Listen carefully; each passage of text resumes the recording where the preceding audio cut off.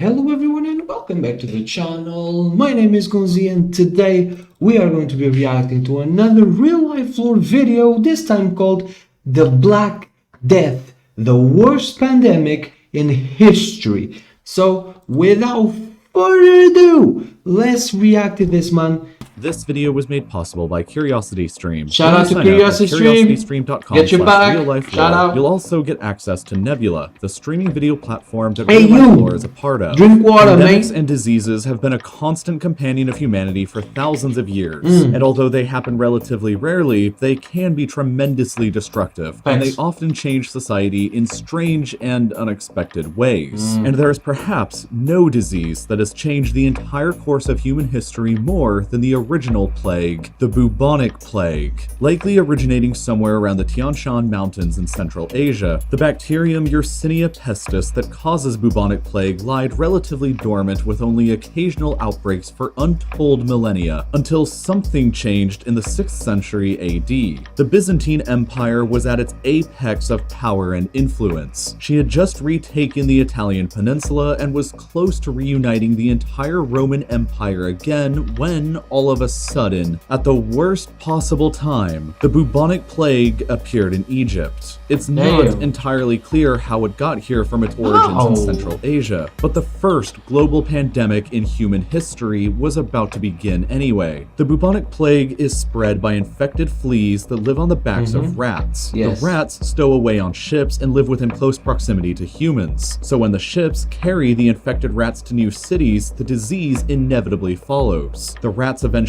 die, and the fleas that actually carry the disease search for new hosts and jump on humans. When the flea bites a human, the bacterium enters the body and rapidly spreads to the human's lymphatic system and multiplies. The infected person may not show any symptoms for 1 to 7 days after getting bitten, but they'll eventually develop a fever, chills, vomiting, and eventually the trademark appearance of smooth, painful buboes developing out of swelled up lymph glands around the groin, armpits, and the neck. Gangrene of the victim's fingers, toes, lips, and nose will eventually develop, followed by extreme pain caused by the decomposition of living skin while the victim is still alive. Without proper medical treatment, the fatality rate is between 30% and 90% of victims who are infected. And even with proper modern antibiotic care, the fatality rate still remains around 10% today. Obviously, the people in 6th century Europe and the Middle East had no access to antibiotics, and they didn't even know that the rats and fleas were the cause of the pandemic. So the bubonic plague exploded. When ships carrying grain and infected rats left Egypt for Constantinople, the biggest city in the world at the time, the disease spread and would go on to wipe out 40% of the city's population, infecting even the emperor himself.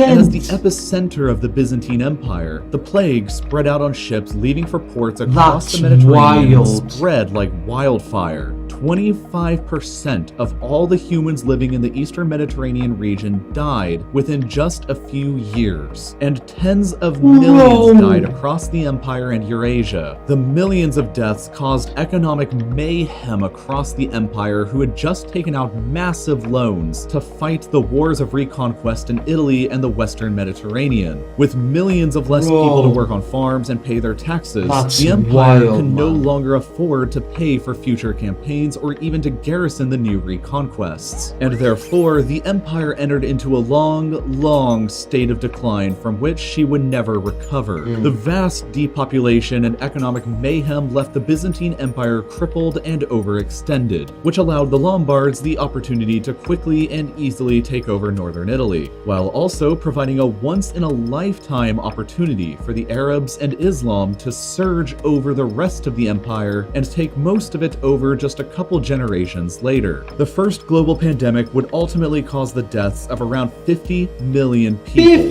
or 13% of all the humans in the world alive at the time, and led to the final destruction once and for all of the Roman Empire, while making room for new empires and religions to rise up in the chaos. The plague would finally quiet down again and remained relatively dormant after the mid-8th century, until several hundred years later when it would explode onto the world scene reign once again with even more fury and death than it had ever done before. In 1347, the bubonic plague re-emerged on the world scene in Crimea. The Republic of Genoa in Italy had a trading outpost at the time in Crimea called Kaffa, which was being besieged by the Mongols. A few years previously, the plague had broken out in the Chinese province of Hubei around Wuhan and had killed 80% Wuhan of the again, province's bro. population. It was carried What's up across with the my Silk Road and the place? Mongol army's supply and logistics lines before infecting the army that was besieging Kaffa. After suffering from the plague for a while, the Mongol army camped outside got the idea to begin catapulting their infected corpses over the city walls in an early attempt at biological warfare. The residents of Kaffa began falling victim to the plague as well, and the Genoese merchants decided to just call it quits and escape on their ships back to Italy. Unknowingly to them, however, they had brought the infected rats and fleas with them on their ships, which were the seeds that would sow the worst pandemic ever in all of human history. After the rats got off the ships in Sicily and Genoa, the plague exploded all across Italy and quickly spread along trade routes across the entire Mediterranean and Europe. So between 1347 and 1351, the plague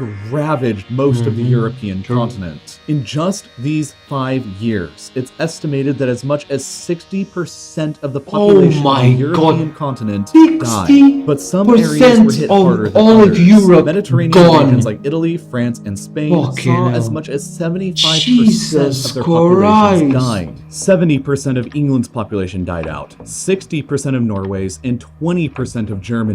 Paris and London both lost half of their populations, and Florence lost so many people that they didn't recover their population back until the 1800s. But other areas of Europe were almost never even touched by the plague, like Poland, most of Hungary, and Belgium. It's unclear why exactly the plague varied so greatly in intensity across the continent, but within just 5 years, 6 out of every 10 people living on the continent beforehand was dead. The Black Death, as it became to be known, also heavily afflicted the Middle East, where approximately 1 out of every 3 people died in that same 5-year time frame as well. It's believed that in just this 5-year length of time, the bubonic plague may have killed as many as 200 million people across Eurasia, which is absolutely staggering when you remember that the entire world population prior to the pandemic was only 475 million people. That means that it's possible that around 42% of the entire human population of the world died within just a few years from a single disease. To put into perspective how absolutely earth-shattering and cataclysmic it was for the time, that would be exactly like if a disease wiped out 3.15 billion people today in just a few years. It would irrevocably change the world forever, just like the Black Death did in the 14th century and like the First Plague did in the 6th century. In this case, the Black Death wiped out most of the people living in Europe, which caused the demand for common people as laborers to skyrocket. The surviving peasants were in a much better position to demand higher wages and more freedom from the nobility, which the nobility had to accept as reality in order to keep society moving. Wages for surviving common people went up, the price of land plummeted, and peasants found new opportunities they never would have had beforehand. The Black Death had begun the destruction of serfdom and feudalism as institutions in Europe, and gave rise to the very beginnings of capitalism that would replace it. It would take Europe an entire 2 centuries to recover back to the population that she had prior to the eruption of the plague. And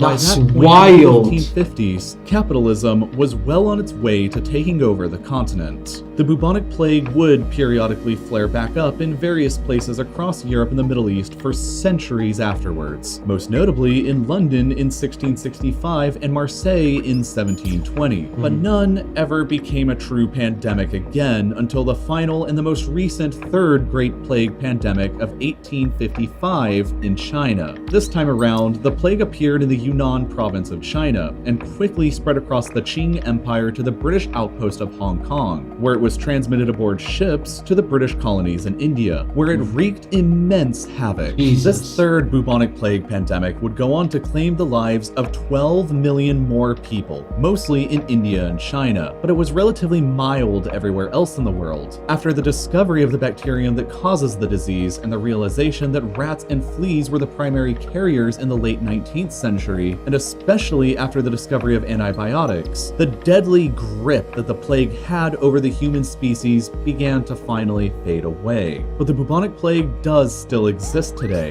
Between 2010 and 2015, there were still 3,248 recorded cases of the plague across the world, and on average, 9 people still manage to get infected by it per year in the United States. Damn. After thousands of years of chaos and earth-shattering pandemics, though, humanity has finally learned how to properly fight back against the bubonic plague. Thank the Lord, if you want to learn, but 42% of the world died in 5 years, bro. Do you know how fucking mental that is? Bro, oh my god. 50% of London, just London, 50% of the people died. Thank the Lord, yeah. Like, COVID wasn't even 1% of that, I don't believe. Like, it's mental numbers, bro. Jesus Christ. But hey, thank you so much for watching the video, man. I hope you guys enjoyed as much as I did. Great video by Real Life Lore. Thank you so much for staying with me another week, man. I really do appreciate it. Have a phenomenal weekend, yeah? But before we go, don't forget our views on the channel, bro. Come on, man. Keep up first, as always. Drink water, go tell somebody you love them, and if you're here, you know what to do, man. Like the video, subscribe to the channel. My name is Gonzii, and I'll see you guys on Monday. Goodbye.